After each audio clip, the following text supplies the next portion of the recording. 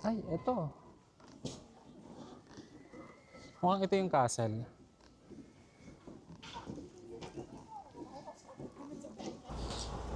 Nandito pala kami ngayon sa Kumamoto. Nag-avail kami ng tour sa Klook para bisitahin to. Kasi kapag DIY namin, based sa Google namin, mas mahal pa yung magiging pamasahe namin kaysa sa ibabayad namin dito sa tour. Eh dito sa tour, meron pang ibang destination maliban dito sa Kumamoto Castle. Hindi kasi kita dito yung castle. Ito yung isang part ng castle.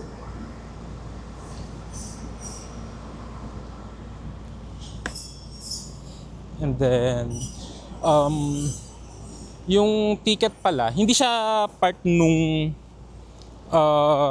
binayaran namin sa tour. Pero yung ticket is around 800 yen per person. So parang mga 350 pesos. Mga sa ganung amount siya in pesos. And then I think mukhang ang sabi sa amin ng tour guide, para umakyat at bumaba, 30 minutes. Pero meron kaming 2 hours dito para mag-ikot-ikot. Isa din sa mga pinapatry niya sa amin is yung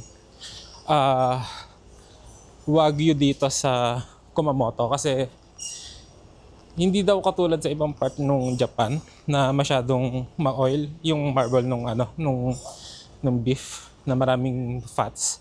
Dito daw hindi ganon. So kulay red siya. May sinabi pa siya horse sashimi daw. Pero hindi ko alam kung matatry naman namin yung mga yon. Kasi nga 2 hours lang yung meron kami dito.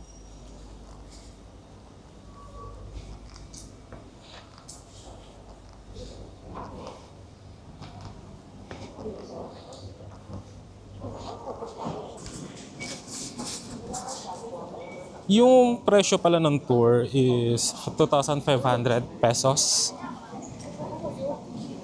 And based sa Google namin, mas makakamura ka kung mag-avail ka na lang ng tour kasi malayo Malayo siya sa Hakata. So nung bumiyabiyahe kami, ito yung first destination Inabot kami ng 2 hours considering na nag-expressway pa kami. Tapos wala naman traffic. So halos constant yung 80 to 100 km/h na speed namin.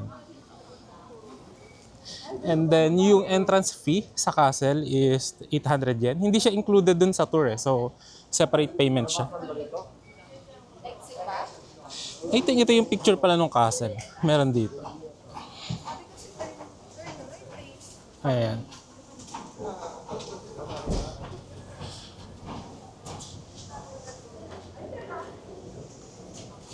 Okay, akyat pala. Tapos doon sa 2.5 na yun, syempre kasama pa yung ibang destination. Hindi lang naman itong Kumamoto Castle yung destination.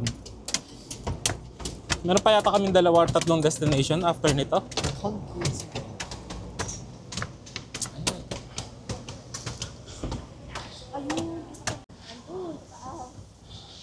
Hiking pala tayo dito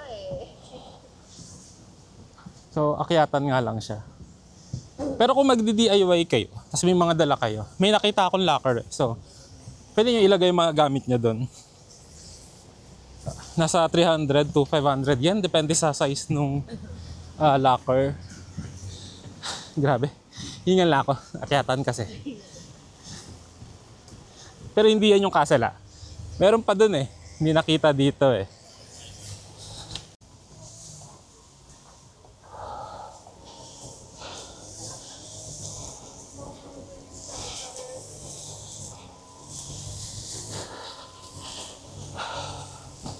Nung ginugol pala namin, pagka nag-commute ka, abutin ka ng 3 hours. Hingal pa ako. Siguro dahil sa mga transfer na gagawin mo. Pero kanina, almost 2 hours lang naman biyahe namin. And then make sure na may dala kayong cash kasi ang hirap maghanap ng withdrawhan dito. Cash payment or cash lang yung available na payment method nila. Uy, ayun, ang ganda nun nandun. Kaso ang taas.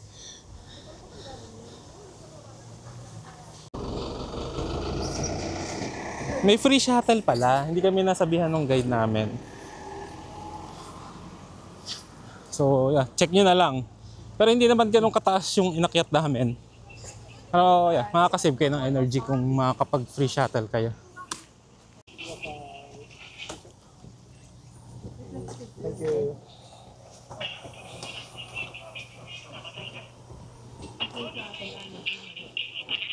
Ah, okay. Pwede din pala dito bumili ng ticket. So mukhang pumunta rito yung tour guide namin para bumili ng ticket. Siya na kasi yung bumili ng ticket eh. Hindi kami, kasi nabot na lang niya sa amin.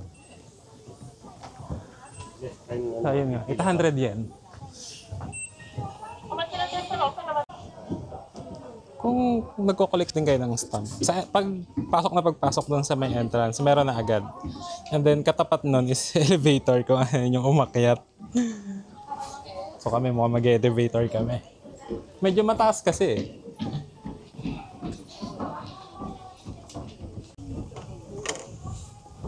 Wala na sila. Sa...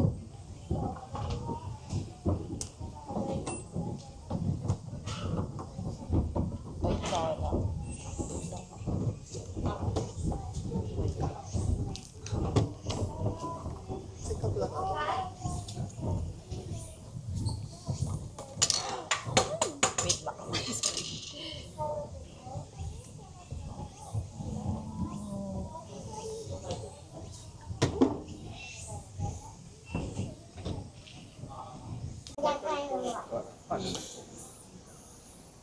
Ito yung pang naghagdan ka. Tapos meron pa sa baba yan.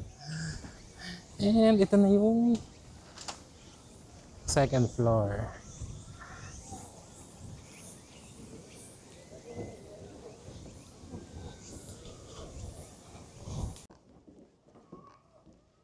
Ay, ito.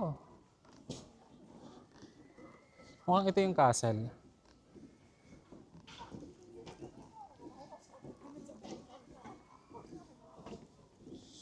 Pero may akyatan pa rin doon sa dulo.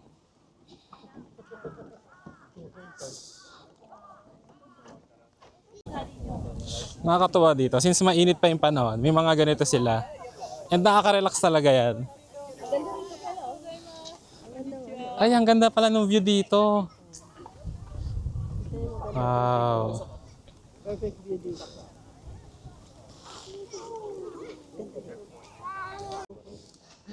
Mataas-taas pa pala yung akyatin.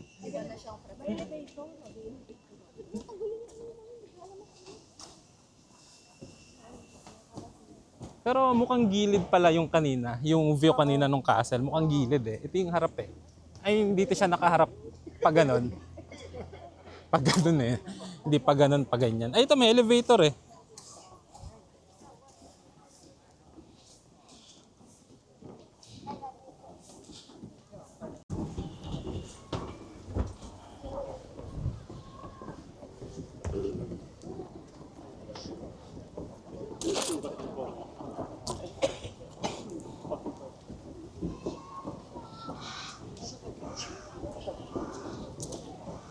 Yung way pala, papunta, tsaka pabalik. Yeah, same lang. So kung gusto nyo mag-video, papunta, then picture pabalik. Kami ganun gagawin namin eh. Video papunta, and then picture pabalik.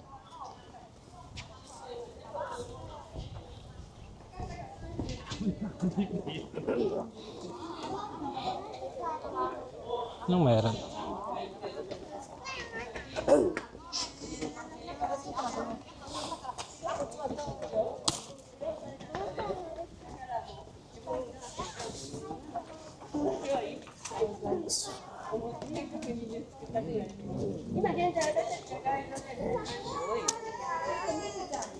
Kapaliwanag ang tour guide ko anong meron sa Sa ilalim kami nung isang part ng castle.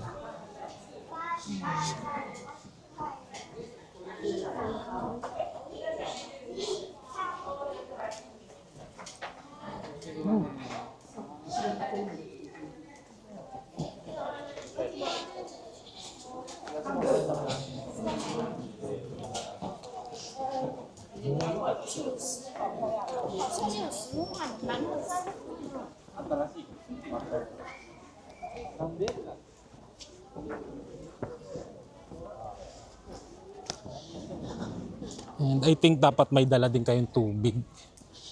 Kasi kahit may elevator, mas maraming part yung wala kang choice kundi umakyat eh. Ay, mukhang eto na. Nakita ko na sa likod.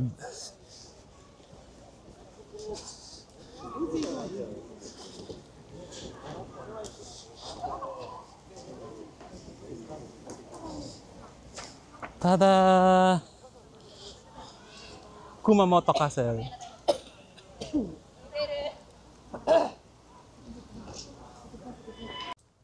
Ang daming nag-i-spray ng mist. Pero yung binubuga malamig ah. Pakainit kasi. And then may pasukan naman, papapasok pa nung castle. Ah, okay. May nakikita ako doon sa taas. Glass kasi siya. So, may tao doon. So, hanggang doon pala. Ilang floor yan? 1, 2, 3, 4, 5. Pang-anim. And ganito kami kataas. Natin kung mapapakita natin. Masyado kami mataas.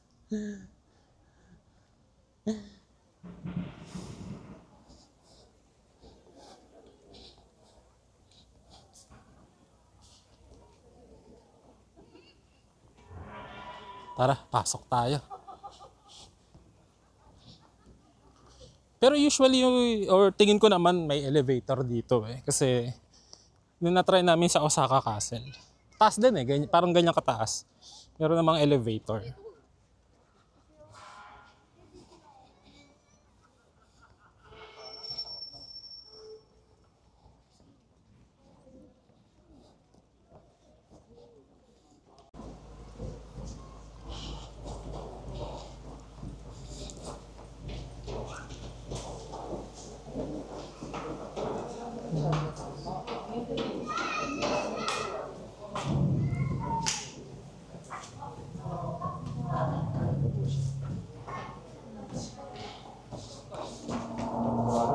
Anong meron?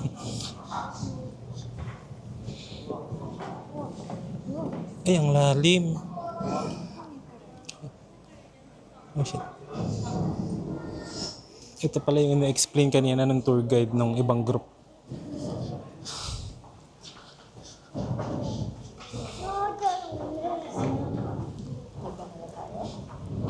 Doon may option na maghagdan. May option din na mag-elevator. Pero mataas eh. Pag ito kataas yung ceiling eh. Tara, hagdan.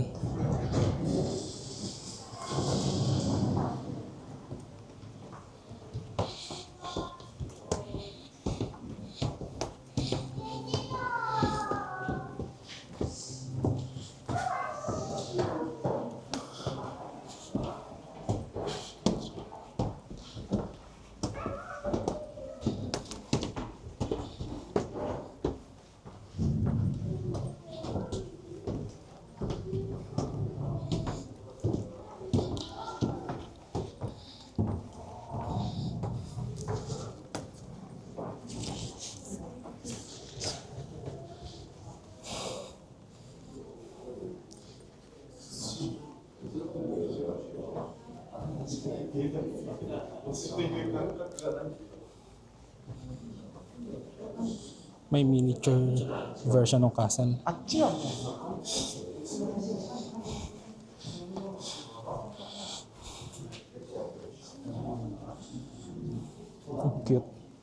Ay!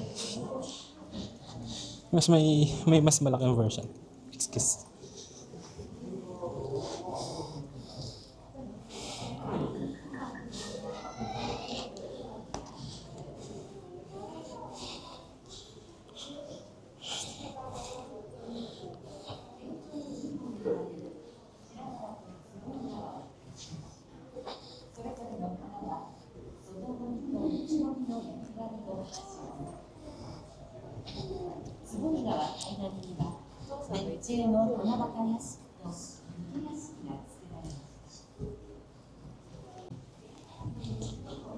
Meron pa dito.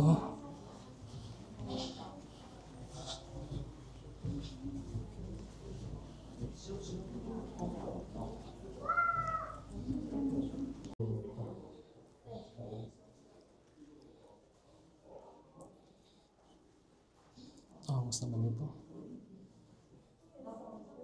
So ito yung castle noong 1960.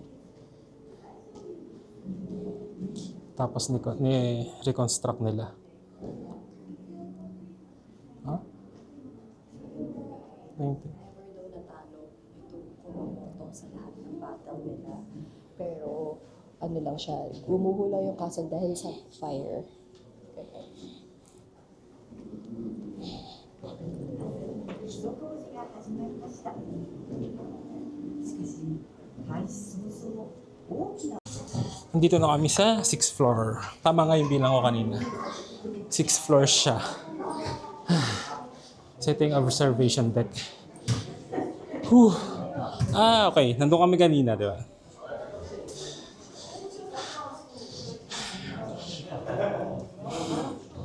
Kagutom yung akyat dito. Pero bawat floor, may makikita ka naman.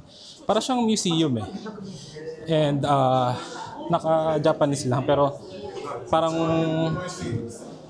data nung castle. Like kailan siya tinayo, kailan siya ni-restore, yung itsura niya nung 1960 or nung 1927. And then yung mga may mga parts din na nandun yung original material nung castle na dinisplay nila.